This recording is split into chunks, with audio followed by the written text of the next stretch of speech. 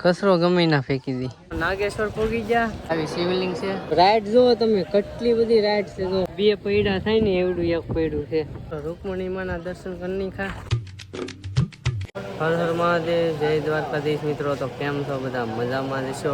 હાર્દિક સ્વાગત છે મારા નવા બ્લોગમાં, નવા વિડીયોમાં. અત્યારે જો નાઈ તો બધા તૈયાર થઈ ગયા, બધા બદલાવે છે ને. જો અહીંયા રૂમ રાખેલી છે. જો એક્સેસ લઈ આવ્યા ગાડી ને. હવે આપણે જવાનું છે ફરવા. મને ખબર નથી, હવે જોઈએ. આજ આખો દી છે ને ફરવાનું જ છે, એટલે બ્લોગમાં બન્યા રહેજો. ફોન કરે ગોપાલ કઈ બાજુ જવાનું છે, જોઈએ. હાલો કન્ટિન્યુ બ્લોગમાં બન્યા રહેજો. મિત્રો બેટ દ્વારકા જવાનું છે ને. અત્યારે જો અહીંયા ઊભા છીએ. આ પુલ છે ને, આ પુલ કયો કહેવાય, નામ હશે? સુદર્શન બ્રિજ. સુદર્શન બ્રિજ છે અત્યારે બધાને વાટે ઊભા છે ને. ભૂખ એવી લાગી છે ને, તે તો સવારમાં પોરમાં કાંઈ ખાધું નથી મિત્રો. જો અહીંયા સુદર્શન બ્રિજ છે, અહીંયા ફોટા પાડશું થોડાક. જો આવું બ્રિજ છે, જો મસ્ત. બેટ દ્વારકા તો આવ્યા, પણ ભીડ એટલી છે ને ત્યાં કે વાત ન પૂછો તમે. બહુ ભીડ છે અહીંયા. દ્વારકાથી 33 કિલોમીટર દૂર છે, 33-35 કિલોમીટર દૂર થાય અહીંથી. મોરપીસ કેવું છે, મસ્ત મોરપીસ સર્કલ. ગોપી તળાવ પહોંચી ગયા ને. અહીંયા જોઈ આપણે સુરત કેમ ગોપી તળાવ છે, એમ અહીંયા એક દ્વારકા પાસે ગોપી તળાવ આવેલું છે. જો કાંક આવું છે. દરિયો છે કે તળાવ છે? તળાવ છે મિત્રો. અહીંયા વસ્તુ એવી મળે. કાંક આવું ગોપી તળાવ છે. આમ જો ગોપી તળાવ કહેવાય. આમ જો પબ્લિક જો તમે, કચરો ગમે ના ફેંકી દી. ઇન્ડિયાની પબ્લિક છે ને, સમજે નહીં કે જ્યાં આવે ત્યાં ફેંકી દે કચરો ને. આમ જો અમારે પગ હોય જા, એટલો તો હું જાડોય નથી જેટલા પગ હોય જા. સપ્લાય નહીં થાય, સપ્લાય નથી થતા. મિત્રો ગોપી તળાવ આવ્યા હતા, પણ બહુ ખાસ લાગ્યું નહીં એટલું. હવે અહીંથી છે ને નાગેશ્વર જાય છે મહાદેવના મંદિરે. આપણે બીજું જ્યોતિર્લિંગ છે એવડું. આપણે 2 જ્યોતિર્લિંગ કમ્પ્લીટ થઈ જાય.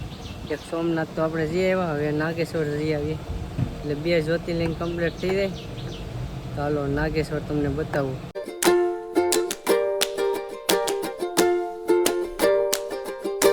નાગેશ્વર પહોંચી ગયા. ગાડી આપણે અહીં મેક દીધી છે ને. આ મૂર્તિ કવડી છે ખબર? 25 મીટર ઊંચી મૂર્તિ છે આવડી.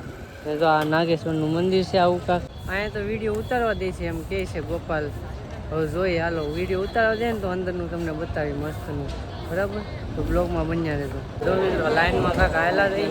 તો આવી કાંક લાઈન છે મિત્રો, આવું મંદિર છે ને. હજી તો અમે લાઈનમાં છીએ, હમણાં પાસે જઈને તમને બતાવું. આવી શિવલિંગ છે જો, હજી આગળની તમને આગળ બતાવું. જો મિત્રો આવી કાંક શિવલિંગ છે. મિત્રો ડેકોરેશન કેવું છે આમ જો, કાચ ને એવું બધું ને. આમ જો બીજા જ્યોતિર્લિંગના દર્શન કરી લો તમે. નાગેશ્વર મહાદેવના દર્શન થઈ ગયા. મસ્ત મજાની મૂર્તિ છે મહાદેવને પાર્વતીની.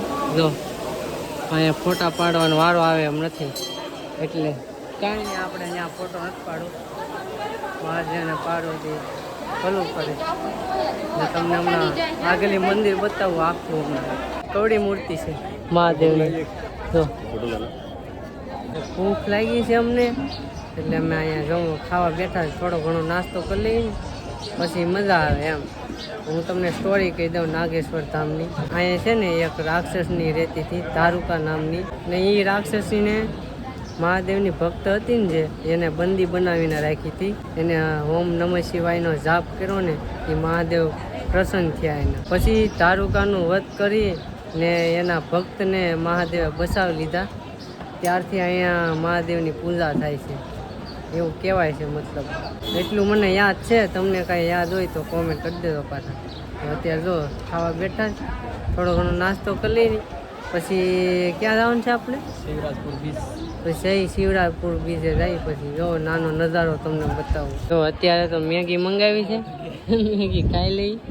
તો થકી ગયો. જો પ્રસાદે લઈ લીધો છે થોડો. અત્યારે મેગી તો હું કોઈ દી ખાતો નથી, પણ ખાવું અત્યારે ખાવું પડે એવું છે, એટલે ચાલો આ મેગી ખાઈ લઈ, પછી આપણે ઉપડીએ. મસ્તીનું જમી લીધું. હવે જાય શિવરાજપુર બીચે ને. હજી 2-3 જગ્યાએ જવાનું છે પાછું. ચાલો નીકળી. ટાઈમ ઓછો છે ને ફરવાનું લાટ છે એવું થઈ ગયું છે મિત્રો. શિવરાજપુર બીચે પહોંચી ગયા. નજારો જોઈને કાંઈક એવું લાગે ને જો તમને બતાવું. જો રાઈડ જુઓ તમે, કેટલી બધી રાઈડ છે જો અલગ અલગ. અહીંયા જો આમ જો આમ જો કેવું મસ્ત બીચ છે.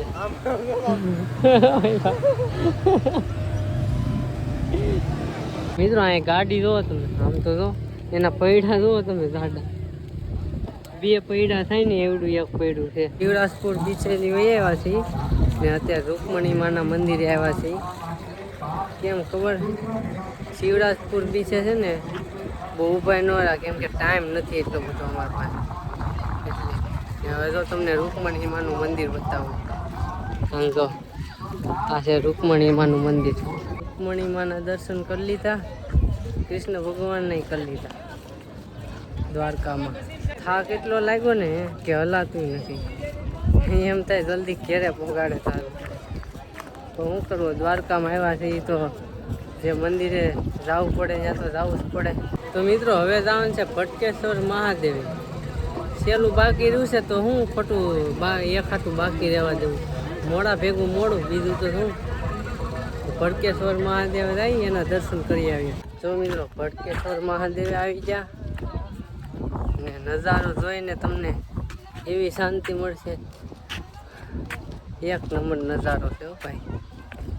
દાદરા નથી ઉતરાતા. દાદરા આવે ને તે ભીં પડે. પગ દુખે કે નહીં, પગ વાંકો નથી થતો ઘૂંટીએથી. ને આમ જો તમને નજારો બતાવું ભટકેશ્વર મહાદેવ.